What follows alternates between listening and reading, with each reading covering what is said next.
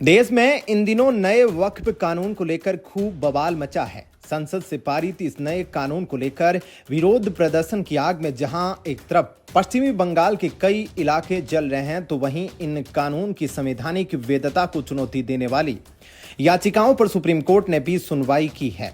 इस बीच दिल्ली में प्रधानमंत्री नरेंद्र मोदी के साथ साथ बीजेपी के तमाम नेताओं की हालिया गतिविधियों ने सबका ध्यान खींचा है। अटकलें लगाई जा रही है कि क्या देश में फिर से कुछ बड़ा होने वाला है।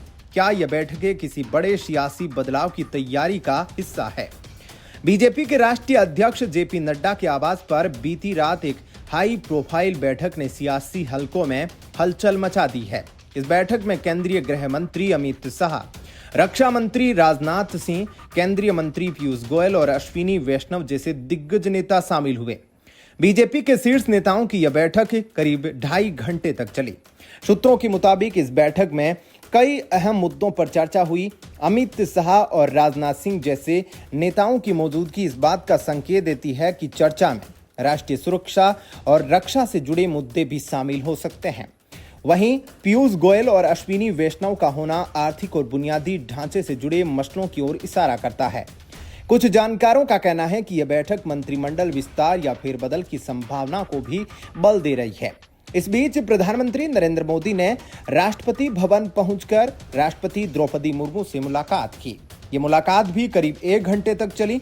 हालांकि इस मुलाकात का आधिकारिक एजेंडा सामने नहीं आया है, लेकिन सियासी हलकों में इसे लेकर कई कयास लगाए जा रहे हैं। कुछ का मानना है कि यह एक औपचारिक मुलाकात हो सकती है, लेकिन नड्डा के आवास पर चल रही बैठक के साथ इसे जोड़कर देखा जा रहा है। क्या यह मुलाकात किसी बड़े संवैधानिक या प्रशासनिक फैसले से जुड़ी है? क्या सरकार कोई बड़ा कदम उठाने की तैयारी में है? यह सवाल सोशल मीडिया और सियासी गलियारों में चर्चा का विषय बना हुआ है। इन मुलाकातों और बैठकों को लेकर सोशल मीडिया पर भी इन घटनाओं को लेकर खूब चर्चा हो रही है। कई यूजर्स ने इसे कुछ तूफानी होने का संकेत बताया है। एक यूजर ने लिखा, मोदी जी का राष्ट्रपति से मिलना और नड्डा के घर शीर्ष नेताओं की बैठक जरूर कुछ बड़ा होने वाला है।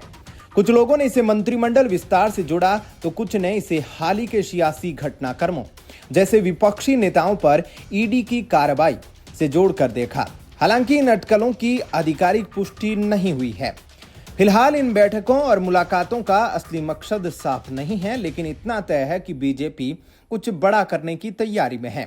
क्या यह सियासी, प्रशासनिक या संगठनात्मक बदलाव होगा, यह आने वाले दिनों में साफ हो जाएगा। सियासी गलियारों और सोशल मीडिया पर चर्चा जोरों पर है और सभी की नजरें अब बीजेपी के अगले कदम पर टिकी है। आपका इस अपडेट पर क्या कुछ कहना है? कमेंट सेक्शन में अपनी राय जरूर दीजिएगा। धन्यवाद। जय हिंद।